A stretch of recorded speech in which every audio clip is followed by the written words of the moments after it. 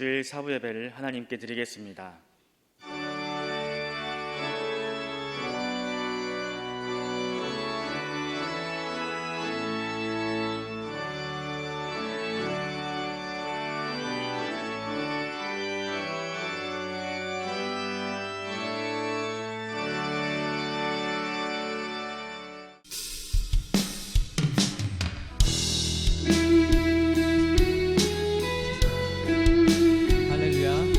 주님 앞에 감사함으로 찬양과 경배 올려드리며 나아가겠습니다.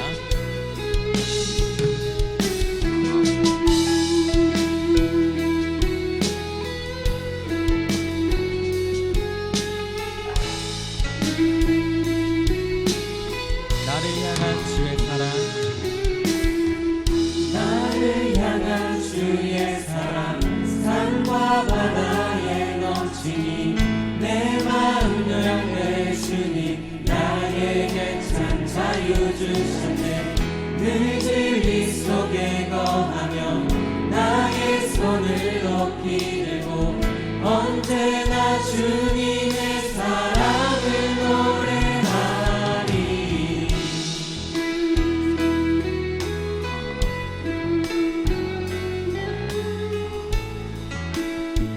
다시 한번 나를 향한 주의 사랑, 나를 향한 주의 사랑, 산과 바다에 넘치니 내 마음 열배 주님, 나에게 참 자유 주셨네. 늘 진리 속에 거하며 나의 손을 높이 들고 언제나 주님의 사랑을 노래하리. 주의 사랑 노래하리라. 주의 사랑 노래하리라. 영원토록 노래하리라. 주의 사랑 노래하리라. 영원토록 노래하리라. 나를 향한 주의 사랑, 나를 향한 주의 사랑, 산과 바다에 넘치니 내 마음 열매 주님, 나에게 참 자유 주셨네. 늘 진리 속에 거하며 나의 손을 높이 들고 언제나 주님의 사랑을 노래하리. 주의 사랑 노래하리라. 주의 사랑 노래하리라. 영원토록 노래하리라. 주의 사랑 노래하리라. 영원토록 노래하리라. 다시 한번 주의 사랑 노래하리라. 주의 사랑 노래하리라. 영원토록 노래하리라. 주의 사랑 노래하리라. 영원토록 노래하리라. 내가 춤을 출 때에, 내가 춤을 출 때 다 비웃겠지만 그들도 수고하게 되면 함께 기뻐 춤을 추게 되리.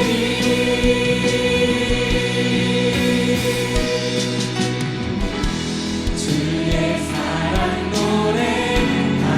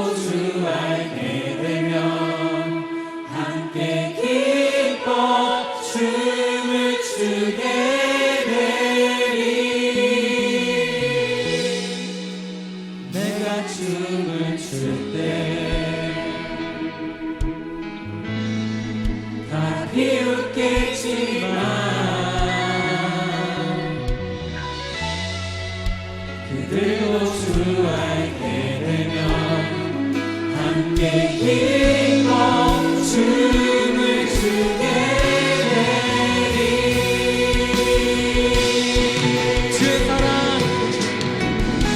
주의 사랑 노래하리라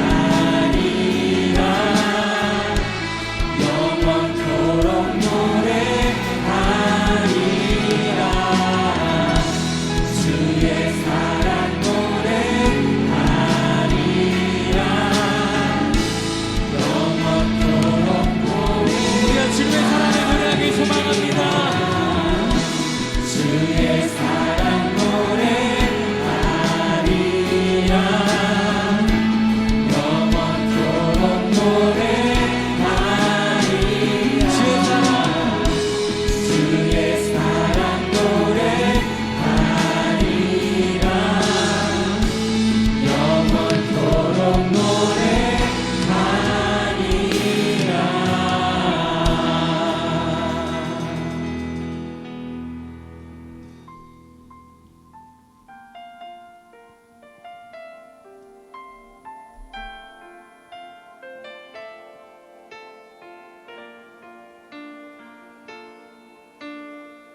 나의 소망 되신 주 나의 소망 되신 주를 바라봅니다. 다시 오실 나의 왕 예수 주를 기다립니다. 나의 소망 되신 주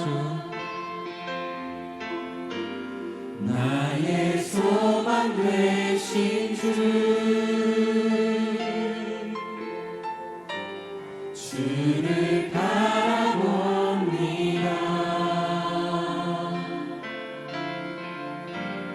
다시 오실 나의 왕 예수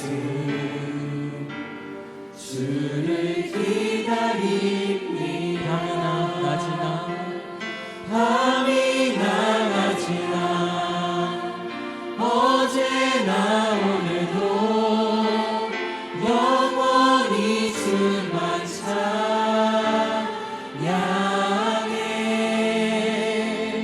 괴롭고 슬플 때 난망하여 넘어져도 언제나 주만 찬양하겠네.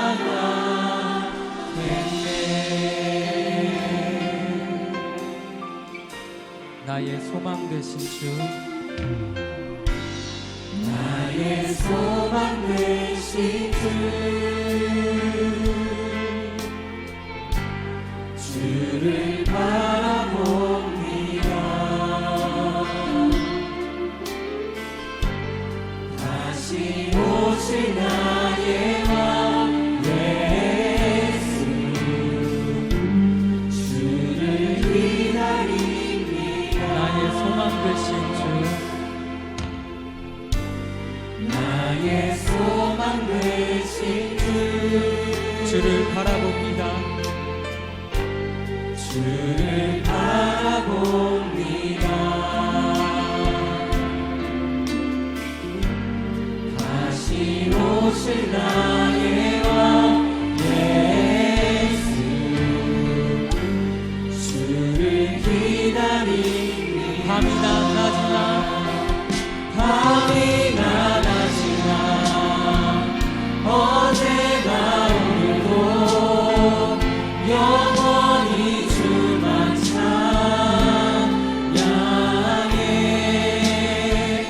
괴롭고 슬플 때 난망하여 넘어져도 언제나 주만 찬양하.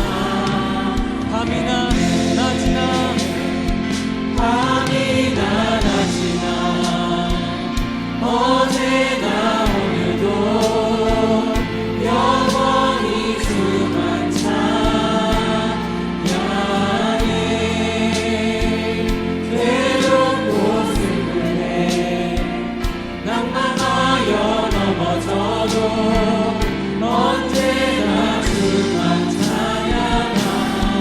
밤이나 낮이나 밤이나 낮이나 어제나 오늘도 영원히 주만 찬양해.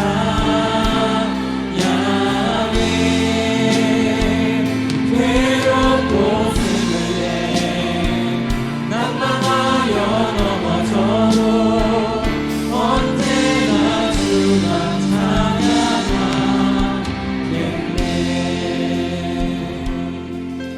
이 시간 오늘 드릴 예배를 위해서 간절한 마음으로 기도하며 나아가겠습니다. 하나님 말씀은 요한계시록 1장 1절에서 3절까지의 말씀입니다. 신약성경 399페이지입니다. 요한계시록 1장 1절에서 3절까지의 말씀 제가 봉독하겠습니다. 예수 그리스도의 계시라. 이는 하나님이 그에게 주사 반드시 속히 일어날 일들을 그 종들에게 보이시려고 그의 천사를 그 종 요한에게 보내어 알게 하신 것이라. 요한은 하나님의 말씀과 예수 그리스도의 증거 곧 자기가 본 것을 다 증언하였느니라. 이 예언의 말씀을 읽는 자와 듣는 자와 그 가운데에 기록한 것을 지키는 자는 복이 있나니 때가 가까움이라. 아멘. 이 시간 시온 찬양대의 찬양이 있겠습니다.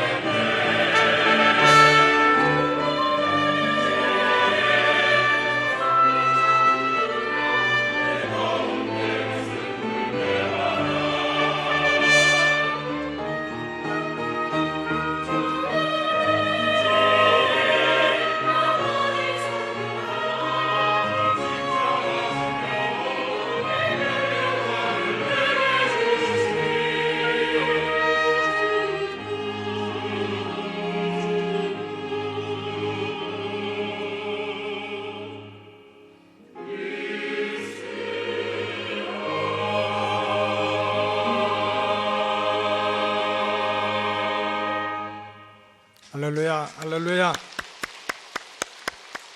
자, 오늘은 성경 신학 21번째 말씀으로 예언의 말씀에 대해서 증거하도록 하겠습니다.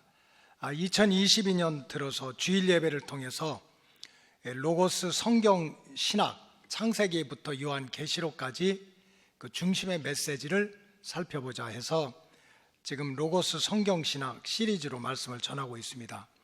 창세기에서 요한계시록까지 보니까 조금 겹치기도 하지만 하나님의 구원의 역사 시간표 속에는 12시대로 그렇게 구별이 되어 있습니다. 그 내용을 보면 첫째는 창조시대, 두 번째는 타락시대, 세 번째는 족장시대, 네 번째는 출애굽시대, 다섯 번째는 왕국시대. 지난주까지 20번 말씀 전해서 왕국 시대에 대해서 말씀을 드렸습니다. 그리고 예언 시대, 또 성전 예배도 그치고 또 제사장도 없고 뿔뿔이 흩어지고 암흑 시대가 있었고, 또 2000년 전에 처음으로 오신 그 초림 예수님, 처음에 오신 예수님 시대, 그 다음에 우리가 지금 살고 있는 시대는 교회 시대, 그 다음에 10번째는 예수님이 세컨 카밍, 다시 오시는 재림과 휴거의 시대가 있고, 또 다시 오신 예수님이 이 땅에서 1000년 동안 예수님이 왕이 되어 왕국을 이루시는 밀레니엄, 1000년 왕국이 하나님의 구원 계획 속에 들어 있습니다. 그래서 1000년 왕국이 끝난 다음에 최후의 심판을 거쳐서 신천 신지, 새하늘과 새 땅에 들어가는 자와 또 영원한 지옥불 속에 들어가는 것으로 하나님의 구원 역사가 마무리되게 됩니다. 오늘은 예언 시대, 즉 하나님의 12시대 가운데 예언 시대 첫 번째 말씀을 전하도록 하겠습니다. 오늘 우리가 요한계시록을 읽었는데, 오늘 읽은 본문에 보니까 예수님의 제자 사도 요한이 나이가 90이 가까워서 반모섬에 유배를 당했습니다. 온갖 흉악한 죄인들이 이렇게 버려진 곳이 반모섬인데, 동굴 속에 들어가서 먹을 건 먹지 못하고 죽을 날 기다리고 있는 가운데 환상을 보고 하나님의 음성을 들었습니다. 하늘의 천사들로부터 예언의 말씀을 들었습니다. 그 내용이 바로 요한계시록입니다. 그러면서 사도 요한은 이 천사들로부터 받은 이 예언의 말씀을 읽는 자와 또 듣는 자와 그 가운데 기록된 것을 지키는 자가 복이 있다, 이렇게 서론을 시작합니다. 그리고 요한계시록 마지막 장에서는 천사로부터 받은 이 예언의 말씀을 더해, 내 사상으로 내 경험으로 막 더한다든지 아니면 빼, 이거는 내가 너무 신경 쓰여, 이 말씀대로 살다간 손해보겠어, 그래 내가 읽었지만 안 읽었던 것처럼 이렇게 말씀을 빼게 되면 큰 재앙을 만날 것이다. 출애굽기와 민수기의 그 신명기에 보면 10계명이 나옵니다. 나 외에 다른 신을 섬기지 마라. 두 번째는 하늘 위에 있는 것이나 땅 아래에 있는 것이나 물속에 있는 것, 형상을 만들어서 우상을 만들어 섬기지 마라. 우상을 만들어 섬기지 마라는 게 제2계명입니다. 그런데 여러분들은 모르시겠지만 천주교에서는 이 계명을 뺐습니다. 천주교에서는 우상을 만들어서 숭배하지 말라는 계명을 빼버렸어요. 그리고 제2계명이 없습니다. 왜 그럴까요? 천주교는 2000년 역사에 보면 숭상하는 형상이 너무 많습니다. 기본적으로 마리아상, 성인상, 가는 데마다 성상을 만들어 놓고 거기다 절하고 기도하고 이런 게 얼마나 많습니까? 불편하니까 말씀을 뺐습니다. 성경대로 얘기하면 이렇게 말씀을 더하거나 빼게 되면 하나님의 심판이 이룬다고 그랬습니다. 요한계시록 22장 18절이 그런 내용입니다. 내가 이 두루마리의 예언의 말씀을 듣는 모든 사람에게 증언하노니 누구든지 이것들 외에 더해, 내 사상을, 내 느낌을 더해, 그러면 하나님이 이 두루마리에 기록된 재앙들을 그에게 더할 것이다 그랬어요. 자, 19절에 보면 만일 누구든지 이 두루마리의 예언의 말씀에서 제해버리면 오른밤을 치면 왼밤을 돌려대래요. 이게 무슨 이게 말이 돼? 해가지고 나 이거 안 읽은 걸로 할 거야, 나 몰라, 이렇게 제해버리면 하나님이 이 두루마리에 기록된 생명나무와 및 거룩한 성에 참여함을 제하여 버린다. 쉽게 말해서 하나님의 생명책에서 그 이름을 지우겠다는 거예요. 그렇기 때문에 우리 로고스 오이코스 가족들은 이 예언의 말씀을 바로 알고 내 마음대로 더하지도 말고 빼지도 말고, 따라하세요, 말씀대로 믿어서 하나님의 구원과 축복을 이루시기를 주님의 이름으로 축복합니다. 그럼 성경에서 말하는 예언의 말씀이 뭔가? 예언의 말씀이 도대체 뭔가?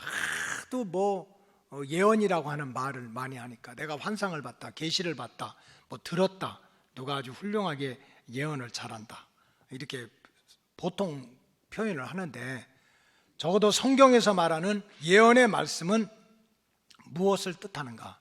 기본적으로는 구약 시대에 선지자들의 말씀을 예언의 말씀이라고 합니다. 그 구약은 우리 기독교에서 한 권으로 되어 있지만 사실은 39권입니다. 이 39권으로 구성되어 있는데 이것이 다시 4종류로 나눠집니다. 첫째는 모세 오경, 토라라고 해서 창세기, 출애굽기, 레위기, 민수기, 신명기 5권을 모세 오경이라고 합니다. 그 다음에는 역사서가 있습니다. 역사서. 애굽에서 나온 이스라엘 백성들이 이제 가나안 땅을 정복하고 왕국을 세우고 또 왕국이 망하는 시대의 역사를 기록한 여호수아 사사기로부터 시작해서 에스라, 느헤미야, 에스더까지 이 12권을 역사서라고 합니다. 그런가 하면은 이 구약 성경 안에 시가서가 있습니다. 시가서, 시 비슷한 거죠.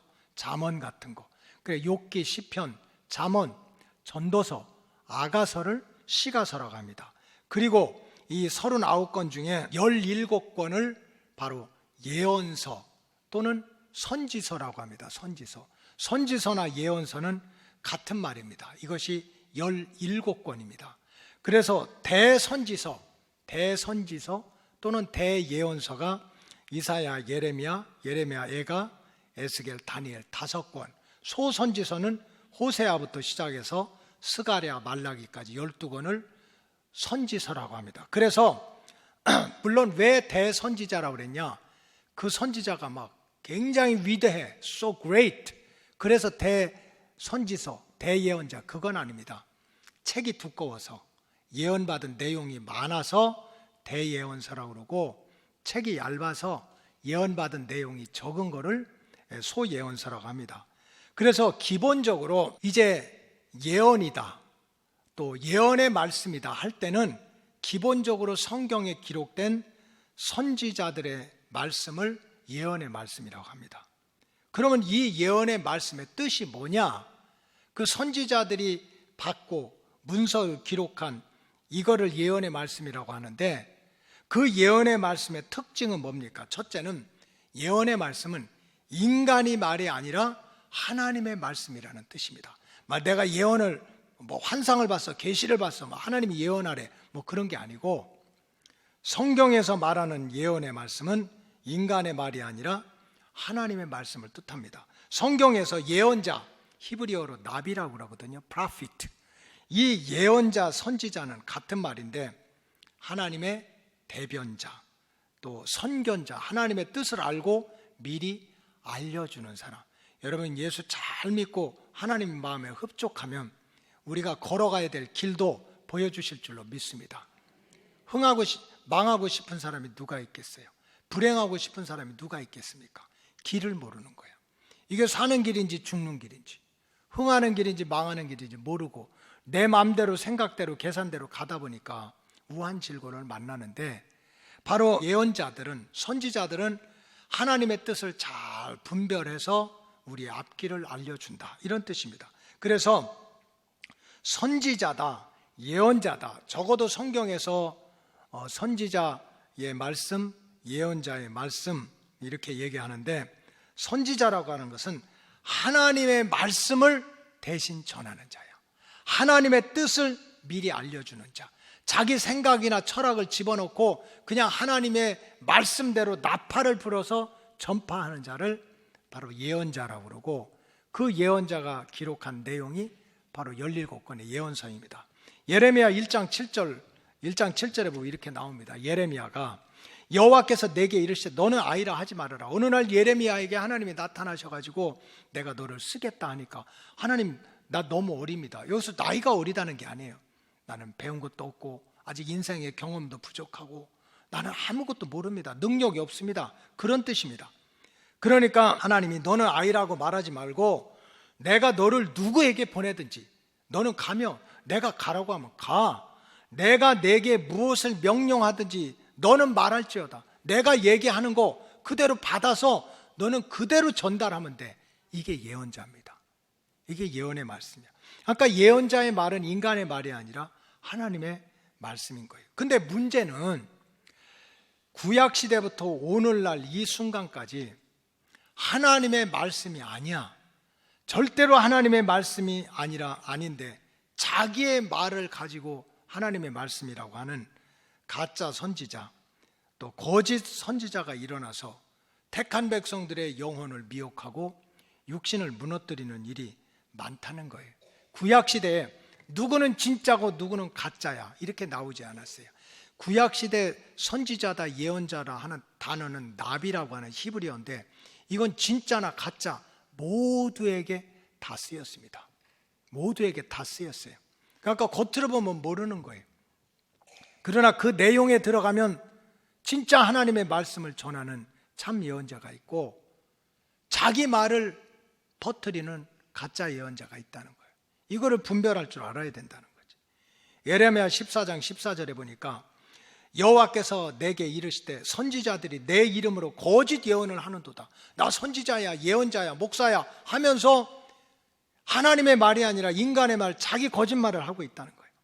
나는 그들을 보내지 아니하였고 그들에게 명령하거나 이르지 아니하였거늘 그들이 거짓 계시, 엉터리 계시 받은 걸 가지고 점술과 헛된 것과 자기 마음에 거짓된 것을 예언해 가지고 택한 백성들의 영혼을 미혹하고 육신을 무너뜨리니까 정신 차리라는 거예요.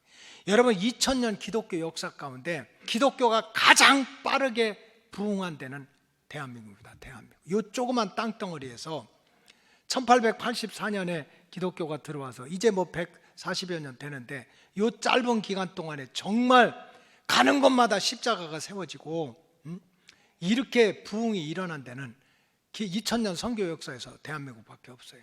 근데 하여간 우리나라는 뭐든지 1등하기 원해. 2000년 역사 가운데 이렇게 조그만 땅덩어리에서 내가 예수라고 내가 하나님이라고 나온 이단이 제일 많은 데가 대한민국이야. 옆 사람 보세요. 혹시 내가 하나님이다 그런 사람 없는지. 이 거짓 계시 사실은 하나님의 계시를 받지도 않고 물론 자기가 꿈을 꿀 수도 있지. 여러분 지금 통일교 또 신천지 이 뿌리가 있습니다. 뿌리 이 조상이 있는데 저 그 북한에서요 이름은 누구라고 얘기 안 하겠어. 또 그 할머니 만나러 갈까봐. 어떤 분이 이제 결혼을 했어요. 오래 전이지 이제 1800년대 기독교 우리 들어와서 얼마 안 됐지. 결혼해서 좀 부잣집에 결혼을 했는데 자식을 낳고 남편이 일찍 죽었어요. 그러니까 옛날에 구박을 받잖아요. 그러니까 어떻게 하다 교회를 나갔어. 교회 가면 기도를 많이 해야 된다니까. 이분이 그냥 기도를 열심히 했어. 기도를 열심히 했어. 그리고 어느 날 기도를 하는 가운데 이렇게 머리를 길게 내리신 예수님이 나와가지고 내 피를 너한테 준다고. 그리고서 그 여인한테 예수님이 손을 넣고 내 피를 받아라. 그래가지고 이분이 내 몸속에는 지금 예수의 피가 흐르고 있구나 이렇게 생각한 거예요. 틀린 거 하나도 아니야. 근데 이제 그 다음부터 자기 생각을 더하기 시작해요. 지금 인간이 죄인이고 인간이 타락한 것은 아담과 하와의 피를 물려받았기 때문에 원죄, 유전적으로 물려받아서 죄인이니까 만약 정말 구원받으려면 이제는 내 피를 받아야 된다. 왜냐하면 예수님의 피를 나한테 줬다. 교회 다니는 거 소용없다. 하나님 믿고 뭐 기도하는 거 소용없다. 내 피를 받아야 된다. 이래가지고 그분의 피를 받겠다고 수백 명이 몰려들었어요. 그것이 통일교회 나중에 기초가 되고 요즘에 합동 결혼까지 하는 피가름이라는 거예요. 피가름. 이렇게 사람이 영적인 세계는 어리석은 거예요. 그러니까 어떤 사람이 가만히 거기 가서 보니까 자꾸 이 김성 어떤 그 여자 부인이 막 내 피를 받아야 된다고 그러니까 또 자기가 열심히 기도하니까 어느 날 꿈속에서 이렇게 환상을 봤는데 여러분들 왜 이렇게 잘 들어요? 성경 말씀 전할 때는 다 꾸벅꾸벅 졸더니 근데 딱 어떤 여자가 서 있는데 자기야 자기 앞을 봐도 자기고 자기를 봐도 자기고 다 자기 모습인데 목 위에가 없는 거야. 머리가 없는 거예요. 너무 무섭잖아요. 그래서 막 기도했어. 하나님 내 목이 어디로 갔느냐고. 내 목이 어디로 갔느냐고. 모강댕이가 잘라져가지고 없어졌으니까. 그래 열심히 기도했더니 예수님이 싹 나타나셔가지고 예수님의 목을 자기 목에다 붙여준 거예요. 이런 꿈을 꾼 거예요. 그래가지고 이분이 돌아다니면서 내 머리는 이제 내 머리가 아니라 예수님의 머리다. 그러니까 나를 따라야 된다 해가지고 수백 명이 따라다니는 것이 우리 기독교 초기 이단의 역사의 목가름이라는 거예요. 목가름. 목가름. 이게 성경에 나옵니까? 어디에 나옵니까? 꿈을 안 꿨다고 볼 수는 없어. 거짓 계시를 받은 거지. 헛된 것을 본 거지. 그러면서 이게 예언이라고 해서 자기 영과 육을 막아는 인생들이 얼마나 많은지 알 수가 없는 거예요. 그래서 신약 시대에는 더욱 격렬하게 거짓 선지자들을 분별을 해라. 조심하라. 이게 뭐 하나님의 말씀이다, 예언의 말씀이다 하지만 사실은 하나님의 말씀이 아닌 이 거짓 영들이 퍼뜨리는 우리 영과 육을 죽이는 일이 많다고 경고를 했어요. 마태복음 7장 15절에 보면 거짓 선지자들을 삼가라. 양의 옷을 입고 너희에게 나오나 속에는 노략질하는 일이라. 겉으로 보면 정말 화려하고 대단해. 그래서 한국의 이단들을 보면요, 이단의 교주들 대부분이 다 백말 타고 흰 옷 입고서 사진 다 찍었어. 백말 타고. 요한계시록에 보면 마지막 때 예수님이 다시 오시는데 백말 타고 흰 옷 입고 오신다니까 아주 백말 타고 흰 옷 입은 이단들이 수두룩하다니까요. 여러분, 백말 타고 흰 옷 입은 사람이 예수님이라면은 김정은은 어떻게 되는 거래? 김정은이도 백두혈통 주장한다고 저 백두산에 가가지고 하얀 말 타고 흰 옷 입고 이런 어리석은 일에 속는 일이 너무 많은 거예요. 그래서 마태복음 24장 24절에 보면 거짓 그리스도들과 거짓 선지자들이 일어나 큰 표적과 기사를 보여 할 수만 있으면 택한 자들을 미혹한다는 거예요. 막 내가 예언자야, 내가 예언의 말씀, 내가 선지자야, 내가 하나님의 말씀을 전한다고 하면서 큰 표적과 기사를 보여준다는 거예요. 여러분, 기적이 전부가 아닙니다. 표적이 전부가 아니에요. 무당들도 진짜 무당은 치병, 병도 고치고요, 기적도 행합니다. 요즘에는 그런 거 없지만 정말 옛날 진짜 무당은 그 작두, 시퍼런 작두에서 맨발 벗고 춤추잖아요. 이거를 강신무라고 그래요. 강신무. 무당에는 세 종류가 있어. 하나는 신을 접한 강신무가 있고, 또 하나는 런드 샤만이라고 해가지고 학습 무당이 있어요. 어릴 때부터 보고 배운 게 엄마 아버지가 그냥 무당짓 하는 거예요. 명태도 말이 꼼짝 마라, 날만 새면 내 차지다 하고 깽가리 치니까 자기도 그냥 배워서 그 무당이 된 거라 학습 무당이라고. 그 다음에 세 번째는 완전히 돌팔이 무당. 이것도 아니고 저것도 아니고 복채만 이렇게 훑어가는 가짜가 있는데, 실제로 강신무들은 치병도 해요. 뭐 잡신도 쫓아내고 기적도 행해. 그렇다고 그래서 그게 하나님의 구원 역사는 아니라는 거예요. 기적과 표사를 행한다고 해서 그게 참 예언자고 참 선지자가 아니라는 거예요. 그래서 사도 요한이 요한일서 4장 1절에 사랑하는 자들아, 영을 다 믿지 말고 오직 영들이 하나님께 속하였나 분별해라. 도대체 이 영이 펄떡펄떡 뛰는 영이, 뭐 병도 고친다는 영이, 듣기 좋은 영이 이게 진짜 하나님께 속한 건지 마귀에 속한 건지 분별할 줄 알아야 된다는 거예요. 분별할 줄 알아야 된다. 많은 거짓 선지자가 구약 시대부터 지금 이 시대까지 나타나서 할 수만 있으면 택함 받은 백성들을 무너뜨리고 있다는 거예요. 그래서 베드로 후서 2장 1절에 보니까 그러나 백성 가운데 또한 거짓 선지자들이 일어났으니 이와 같이 너희 중에도 거짓 선생들이 있으리라.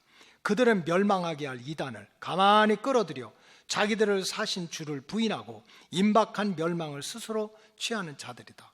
도대체 그럼 영분별을 어떻게 해? 정말 우리 목사님이 진짜인지 가짜인지, 우리 교회가 진짜 구원받을 교회인지 멸망받을 교회인지 그걸 어떻게 구분하냐고. 예배당이 크면 진짜고 작으면 개척교회면 구분 못 받습니까? 가운을 입으면 진짜 목사고 안 믿으면 가짜 목사예요? 도대체 분별하는 게 뭐냐? 이게 예언이 하나님의 말씀인데, 하나님의 말씀을 전하는 게 바로 예언자고 선지자고 주의 종인데, 이거 분별하지 못하면은 이게 가짜면 우리가 멸망길로 들어선다는데 도대체 우리가 어떻게 구별을 해야 되느냐 하는 것을 지금 예수님의 수제자인 베드로가 얘기하는 거예요. 오늘 베드로서 2장 1절에 보면 거짓 선지자들, 거짓 선생들, 멸망하게 하는 이단들은 동업자들이라는 거예요. 동업자. 거짓 선지자, 거짓 선생, 이단들은 같은 과라고 하는 거예요. 그러니까 이름은 달라도 같은 과야래. 동업을 하는 존재들이 돼. 근데 그들의 목적은 뭡니까? 우리를 산 내 영혼을 구원하기 위해서, 내 육신을 축복하기 위해서 자기 핏값으로 목숨을 내놓고 우리를 사신 예수를 부인하게 하는 거예요. 이단의 영이 뭐냐? 거짓된 영이 뭐냐? 거짓 선지자가 누구냐? 예수가 구원의 완성자임을 믿지 못하게 하고 부인하고 예수를 무력화시키는 것, 이것이 바로 거짓된 영이고 거짓 선지자고 이단의 영이라는 거예요. 교회가 아무리 크고 수천 명 수백 명이 모여도 우리 행복하게 삽시다, 사이좋게 삽시다, 사업잘합시다, 어려운 사람 도와줍시다, 그 다음에 뭐 우리 마음의 평안을 이룹시다, 그 다음에 또 교회에서 막 탁구도 치고 배구도 치고 건강하게 지냅시다, 다 좋은 얘기야. 근데 예수 얘기가 없어. 예수를 통한 구원의 메시지가 없어. 예수를 통한 구원의 기쁜 소식이 없어. 가짜라는 거예요. 정말 강단에서 온갖 학자들, 문학자들, 뭐 온갖 그냥 지식 백과사전 같이 여기저기 끌어다가 다 갖다 귀를 간지럽히는 얘기를 해도 예수 외에는 살 길이 없다는 이 복음을 빼놓으면 가짜라는 거예요. 가짜라. 거짓 선지자, 거짓 선생, 이단들은 합력해서 예수를 부인하게 하는 거예요. 유대교가 마찬가지 아닙니까? 예수가 구원자가 아니라는 거지. 이슬람교도 마찬가지예요. 역사를 살펴보면 예수는 원 오브 댐, 선지자 중에 하나지 그가 우리의 구원자가 아니래. 마지막 선지자는 마호메트래. 지금 모든 이단들의 시초가 되는 그러한 주제가 뭔 줄 압니까? 예수는 실패자라는 거예요.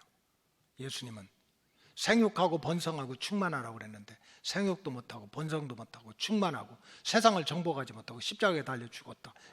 이렇게 전혀 하나님의 말씀을 대적하면서 결국은 예수를 믿지 못하게 하는 게 바로 악한 영이고 잘못된 예언이고 그렇습니다. 따라서 이 시대에 우리가 이 예언의 말씀이 하나님의 말씀이고 구원의 말씀인데 이 예언의 말씀을 바로 분별하려면 이 모든 말씀을 예수님을 중심 삼고 배우고 예수님을 중심 삼고 믿어야 되는 거예요. 이 구약도 다른 게 아닙니다. 구약이 39권이지만은 한마디로 말하면 바로 구약도 예수님의 오심에 대한 예언의 책이야. 신약이 27권인데 한마디로 딱 하면 그 예언된 구원자가 바로 예수님이다. 예수가 중심입니다. 그래서 우리가 예언의 말씀이 하나님의 말씀이고 하나님의 말씀이 우리를 구원하는 말씀인데 이거를 분별하기 위해서는 항상 이 예언의 말씀들을 예수님을 중심 삼고 받아야 되고 믿어야 되고 또 깨달아야 된다는 거예요. 그 다음에 우리가 왜 예수님을 중심 삼고 또 믿음 생활을 해야 되냐면은 우리의 영과 육과 혼을 완전하게 구원하시는 분은 예수님밖에 없어요. 성경대로 얘기하면 우리 인간은 3요소로 돼 있거든. 영이 있고 육이 있고 혼이 있잖아요. 근데 부분적으로 다 행복하게 살 수 있어요. 혼은 뭡니까? 지정의가 들어있잖아요. 그래서 여러분들 정말 여러분들 혼이 마음이 평안하게 살 수도 있어요. 자연으로 돌아가시기 바랍니다. 나는 자연인이다 하고 사는 사람들 보면 그 사람이 무슨 침묵계를 합니까? 갑질을 당합니까? 을지를 당합니까? 뭐 누구 신경 쓸 거 있습니까? 그죠? 내가 일어나고 싶으면 일어나고 먹고 싶으면 먹고 자고 싶으면 자고 마음에 얼마나 평안을 누리겠어. 어떤 분이 그러더라고.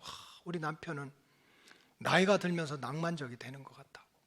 옛날에는 막 춤추고 노래하고 막 총 빵빵 쏘고 막 이런 거 좋아하더니 요즘에는 TV를 봐도 막 항상 그냥 나는 자연인이다. 그것만 보고 있다는 거야. 그래서 우리 남편이 정말 이제 낭만적으로 바뀌는 것 같다고. 착각하지 마세요. 응? 당신 싫어서 도망가고 싶다는 얘기야. 그냥 혼자 가서 어딘가 참견도 안 받고 간섭도 안 받고 편안하게 살 수 있다는 거예요. 여러분 답답하고 어렵고 힘들면 산에 가서도 마음의 평안을 누릴 수 있어요. 이걸 부분적인 행복이라고 그래. 부분적인 구원이라고 그래. 근데 성경에 보니까 정말 땅 속에 들어가도 썩지 않고 불 속에 들어가도 타지 않는 그 영. 지난 주말에서 어제까지 보니까 제가 장례식을 4군데를 가더라고. 다 남겨놓고 가. 땅 속에 들어가도 죽지 않고 불 속에 들어가도 타자는 영이 있잖아요. 그 영을 구원하고 사는 동안 육신을 구원하고 우리 마음에 세상에서 줄 수 없는 참된 평안을 주실 분은 오직 예수밖에 없다는 거예요. 예수밖에. 이것이 구약 예언의 중심이고 신약 예언의 중심이요. 그래서 사도 바울은 세상의 철학과 헛된 속임수에 절대로 속지 말고 오직 예수님께 믿음의 뿌리를 깊게 내리고 예수님께 뿌리를 깊게 내리고 믿음 생활을 하라고 권면을 하고 있습니다. 그 내용이 골로새서 2장 6절에 보면 그러므로 너희가 그리스도 예수를 주로 받았으니 그 안에서 행하라. 예수님을 진짜 주님으로 모셨으면 그 안에서 살아가라는 거예요. 7절에 보면 그 안에 뿌리를 깊이 받고 예수님한테 뿌리를 받고 그 안에서 세움을 받고 그 안에서 교훈을 받고 그 안에서 믿음에 굳게 서봐라. 그런 감사한 일이 넘치게 된다는 거예요. 교회 다닌다고 우리가 하나님의 아들, 딸이 아닌 거예요. 구원받는 게 아닌 거예요. 여러분 정말 예수님한테 뿌리 내리지 못하면 어느 순간에 비가 오고 창수가 나고 바람 불면 떠내려가고 뽑히게 돼 있다는 거예요. 장사 때문에 예수 믿는 사람은 장사 때문에 예수 버릴 수 있어요. 돈 때문에 예수 믿은 사람 돈 때문에 예수 버릴 수 있어요. 내가 아파가지고 정말 예수 믿으면 고침받는다고 그래서 와서 고침받으면 기적이고 축복이야. 그래도 고침받아도 또 죽어요.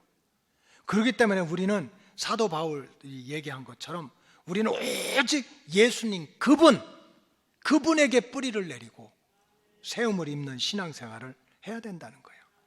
8절에 보면 누가 철학과 헛된 속임수로 너희를 사로잡을까 주의하라. 이것은 사람의 전통과 세상의 학문을 따름이요 그리스도를 따름이 아니니라. 기독교 2000년 역사에 보니까 이 성경책 하나 가지고 얼마나 많은 테올로지 신학이 나온지 몰라요. 어떤 신학적인 입장이 나온지 몰라. 사실은 성경은 구약에서도 우리의 구원자 예수가 올 거다. 예수가 중심이야. 신약에서 바로 유대 땅 베들레헴에 오신 그분이 바로 우리의 구약에서 예언한 그런 예언자다. 구원자다. 구약을 봐도 예수고 신약을 봐도 예수야.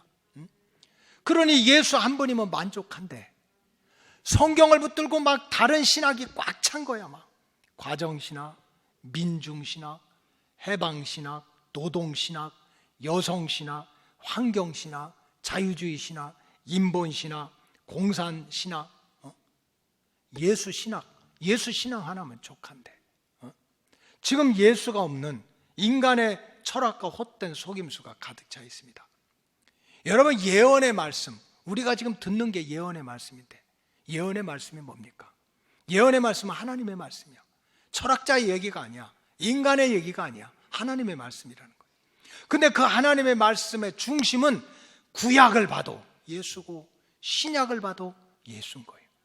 바로 이러한 구약과 신약의 예언자들과 사도들이 우리들에게 들려주는 그 예언의 말씀의 핵심적인 내용이 뭐냐?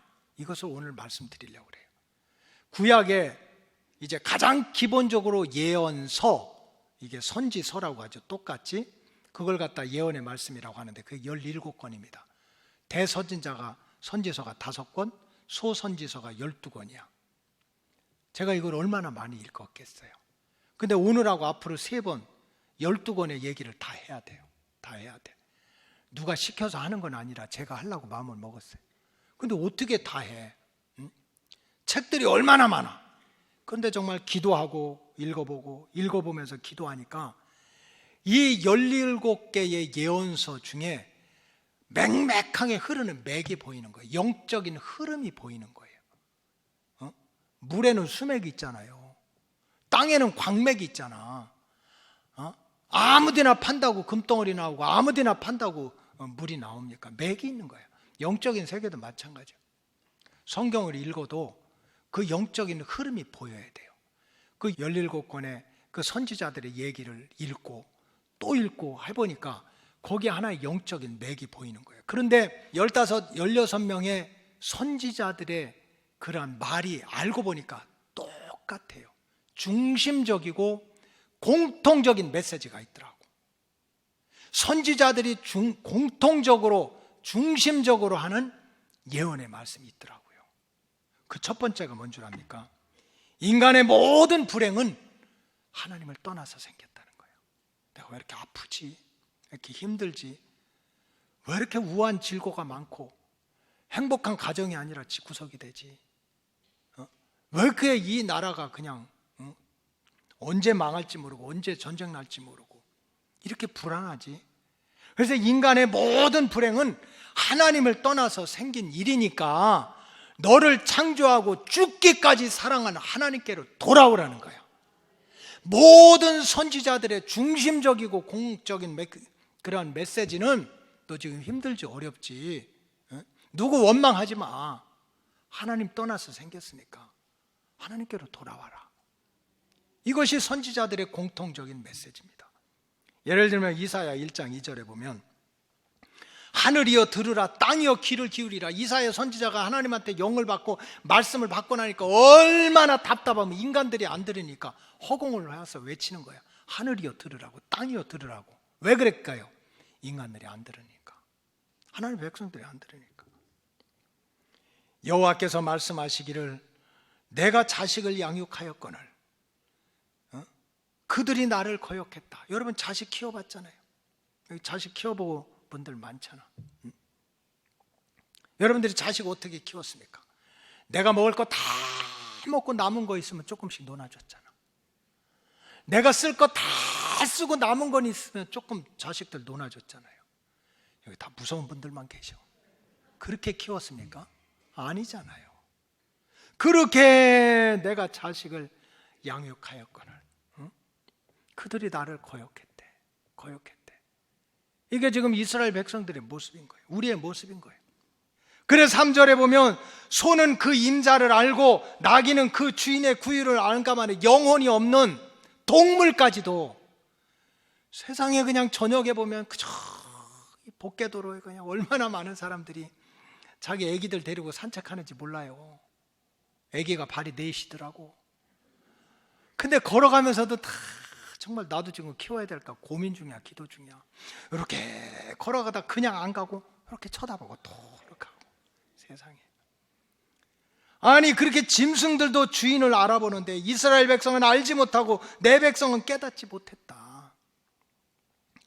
4절에 보면 슬프다 범죄한 나라요 허물진 백성이요 행악의 종자요 행위가 부패한 자식이로다. 그들이 여호와를 버려서. 왜 그렇게 못된 종자가 되고 허물이 많고 범죄했냐?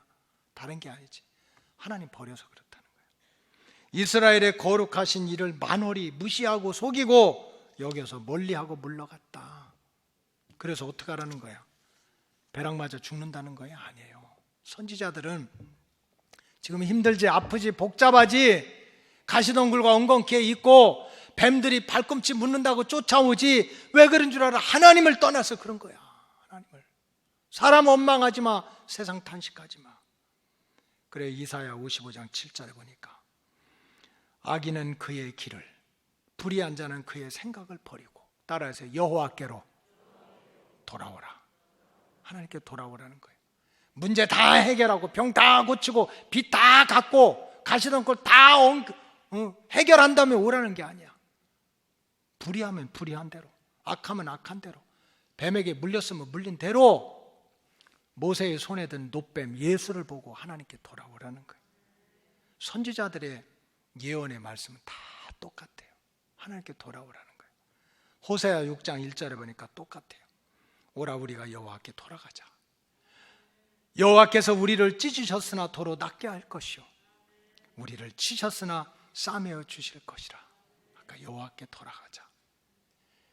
대선지서 5권, 소선지서 12권, 요한계시록 마지막까지 들려주는 것은 인간의 모든 불행은 하나님을 떠났으니 하나님께 돌아오라는 거예요. 돌아오라. 그 다음에 두 번째 예언의 말씀은 하나님의 말씀인데 그 하나님의 말씀의 중심은 구원받은 백성이라면 내가 하나님의 자녀로 생각된다면 무너진 제단을 수축하라는 거예요. 무너진 제단. 구원받은 백성의 실체적인 증거는 하나님을 예배하는 자로 변화가 돼야 된다는 거예요. 여러분들이 구원받은 증거가 뭡니까? 부자 되는 겁니까? 그렇지 않아요. 예수 안 믿어도 구원 못 받아도 세상 부자로 살아간 사람 얼마나 많습니까? 부자다는 게 구원받은 증거가 아니야. 건강하게 살면 구원받은 증거입니까? 세상에 교회 한 번도 안 나오는 사람이 돌덩어리를 집어넣어도 소화를 시키고 평생 동안 병원 한 번 안 가고 그렇게 못된 인간이 또 오래도 사는 사람 얼마나 많은지 몰라요. 구원받은 증거가 건강하고 병고침 받는 거, 부부는 되지만 전부가 아닙니다. 구원받은 증거가 세상적인 권력자가 되는 겁니까? 절대로 그렇지 않아요. 하나님 안 믿어도 세상에 부귀영화 누리고 권력 누린 사람 얼마나 많은지 몰라요. 결국 성경에서 예언의 말씀, 하나님의 말씀에서 말하는 구원받은 증거는 뭡니까? 나는 하나님의 백성이야, 나는 하나님께로부터 구원받았어 하는 실체적인 증거는 나 외에 다른 신을 섬기지 말라 하는 그 말씀의 뜻을 알고 오직 하나님만을 예배하고 to worship God, 하나님만을 높이고 하나님께 제사를 드리고 하나님께 감사하고 살아가는 그 모습이 구원받은 증거라는 거예요. 하나님께서 이스라엘 백성을 430년 동안 종살이하던 애굽에서 구원시킨 결정적인 목적이 뭡니까? 출애굽기 5장 1절에 보니까 그 후에 모세와 아론이 바로에게 가서 이르되 이스라엘의 하나님 여호와께서 이렇게 말씀하시기를 내 백성을 보내라. 지금 내 백성을 잘 먹이든지 못 먹이든지 채찍을 때리든지 안 때리든지 궁궐 같은 집을 짓게 하든지 허물게 하든지 그게 중요한 것이 아니에요. Let my people go. 내 백성을 가게 해라. 그들이 비록 광야에 살더라도 내 앞에서 절기를 지키게 해라. 여러분, 이게 하나님의 구원의 목적인 거예요. 홍해 바다가 갈라지고 만나와 메추라기가 하늘에서 떨어지고 막 반석에서 생수가 쏟아지고 하는 것은 하나님 구원 역사 속에 들어있는 격가지에 불과한 거예요. 하나님의 애굽에서 종살이하고 세상에서 살아가던 백성들을 갖다 건져내신 이유는 비록 광야에 살더라도 창조하신 분이 하나님이고 인간의 생사화복을 주관하신 분이 하나님이고 마지막 심판을 하신 분이 하나님이니까 그 하나님을 예배하고 섬기고 살아라. 이것이 예언서의 중심 메시지입니다. 근데 이스라엘 백성들이 출애굽 시대를 지나서 가나안 땅에 들어가서 사사 시대를 거치고 왕국을 세웠다가 또 나라가 깨지고 분열 왕국이 되고 이런저런 이유로 인간 세상을 만들어가다 오직 여호와 하나님을 섬기는 제단 신앙을 잃어버리게 됐습니다.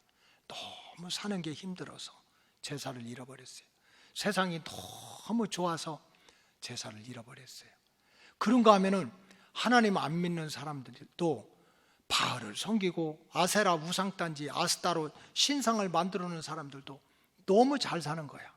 아까 마음으로는 입술로는 하나님 믿는다고 하면서 이런저런 우상단지들 집에다 갖다 놓고 산당 만들어 놓고 하나님과 잡신과 세상을 완전히 그냥 섞어가지고 순결한 믿음을 잃어버리고 결국 하나님을 향한 마음의 성전, 하나님을 향한 육신의 성전이 무너지게 된 거예요.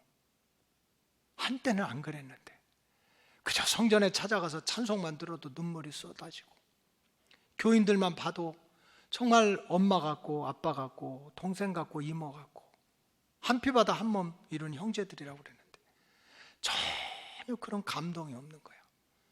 교회를 안 갈 수도 없고 갈 수도 없고 마음의 성전이 다 무너진 거예요. 선지자들은 이런 모습을 보고 한결같이 정말 내가 구원받았다면 하나님의 자녀가 되기를 원한다면 하나님의 자녀된 권세가 회복되기를 원한다면 무너진 제단을 수축하라는 거예요. 다시 한번 눈에 보이는 성전과 마음의 성전을 예배의 성전을 살려내라는 거예요.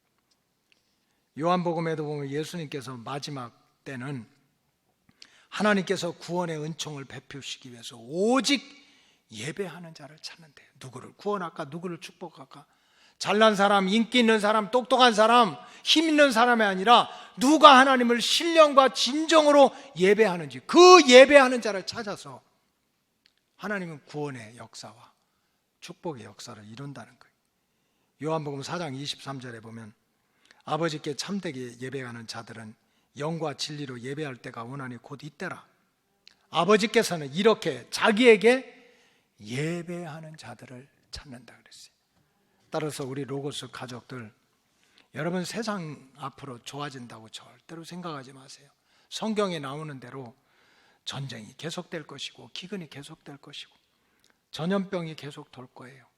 코로나 끝날까 하고 생각하고 있었더니 이제 또 무슨 원숭이 발바닥에 뭐가 생겼다나 해가지고 세상을 지금 긴장시켜.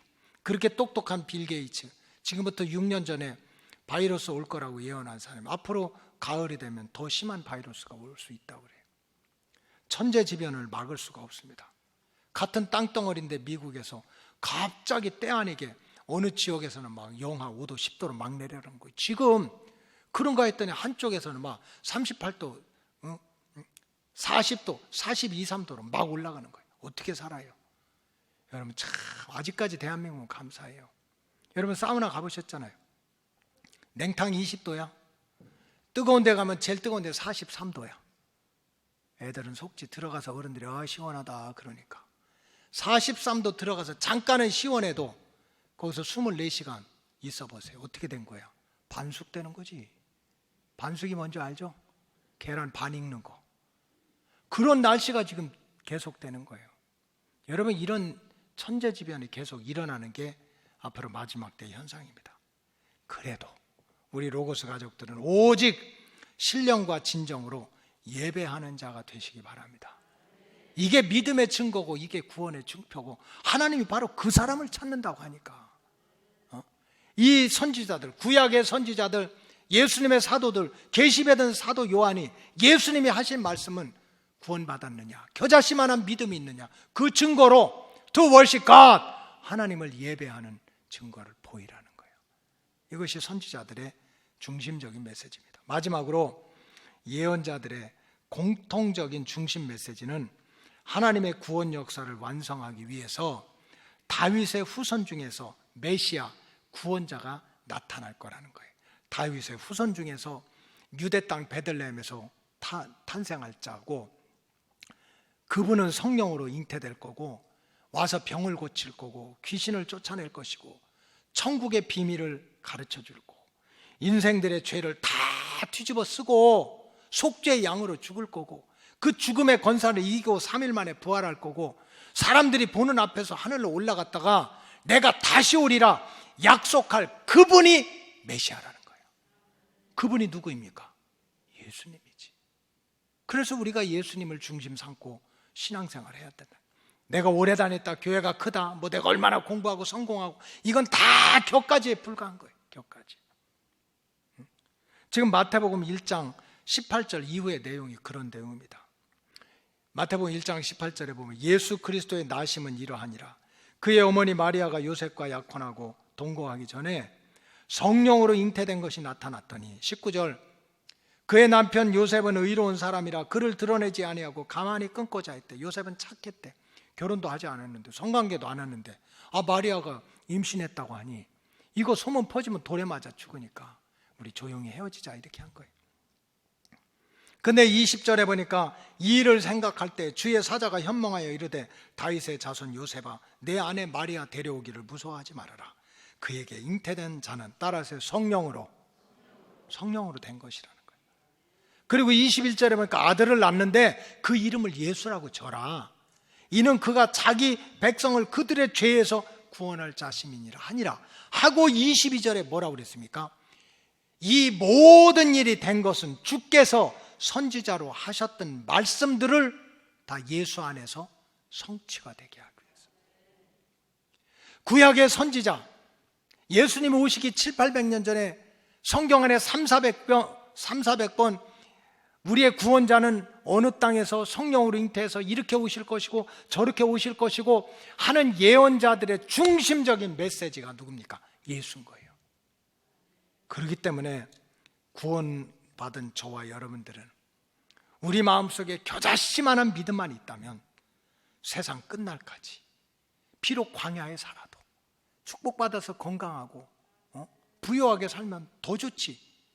여러분 오직 예수님만을 중심 삼고 살아가시기 바랍니다. 그 예언의 말씀은 하나님의 말씀이고 하나님의 말씀의 중심은 예수인 거예요. 그러니까 이 말씀을 들을 때 여러분들이 예수님께서 이렇게 말씀하셨습니다. 그럼 이건 나를 위해서 말씀하셨구나. 예수님이 이런 병을 고쳐주셨습니다. 예수님이 내 병도 고쳐주시겠구나. 예수님이 귀신을 쫓아냈습니다. 보이지도 않는데 세상에 가정에 우한 질고로 가져다주는 악한 영도 예수님이 나를 위해서 쫓아주실 수 있구나. 예수님이 고난 받으셨습니다 하면 나 때문에 고난 받으시고, 예수님이 죽었다면 나 때문에 죽으시고, 예수님이 사망 권세를 이기고 부활하셨다면 나도 예수님 때문에 부활할 수 있다. 이것이 바로 예언의 신앙입니다. 하나님의 말씀을 말씀대로 믿는 신앙입니다. 예수님께서 전도해라, 땅끝까지 선교해라 하고 말씀하셨으면 이것이 바로 나를 향한 사명이구나. 그래서 저와 여러분들은 오직 예수님이 무슨 말씀을 하셨는지, 무슨 기적을 보여주셨는지, 무엇을 기뻐하시는지 거기에 맞춰 살아가면 예수님의 예언대로 다시 오실 때, 천사장의 나팔 소리와 함께 다시 오실 때 저와 여러분들은 들림받고 7년대 환난을 피하게 되고 예수님이 이루시는 그 천년왕국에서 주인공과 같은 택한 백성으로, 왕같은 제사장으로 쓰임받는 로고스 가족으로 살아가게 될 줄로 믿습니다. 기도하겠습니다. 하나님 아버지, 구약시대부터 주님 오시는 때까지 거짓된 선지자와 거짓 교사, 이단의 영들이 주를 부인하고 하나님의 구원 역사를 무너뜨리는 미혹의 시대를 살아간다고 그랬습니다. 우리가 구약의 중심도 예수님이시고 신약의 중심도 예수님인 것을 깨닫게 하시고, 우리 인생은 모든 불행이 하나님을 떠나서 생긴 줄로 알고, 내가 넘어지면 넘어진 자리, 아프면 아픈 자리, 빼앗기면 빼앗긴 그 자리에서 예수님을 통해서 하나님을 만나게 하여 주시옵소서. 그래서 로고스 가족들 이 땅에서부터 영혼도 구원받고 육신이 복을 받고 우리 마음이 하나님이 주시는 평안으로 참된 축복을 누리게 하여 주시옵소서. 감사하며 예수님의 이름으로 기도하옵나이다. 아멘.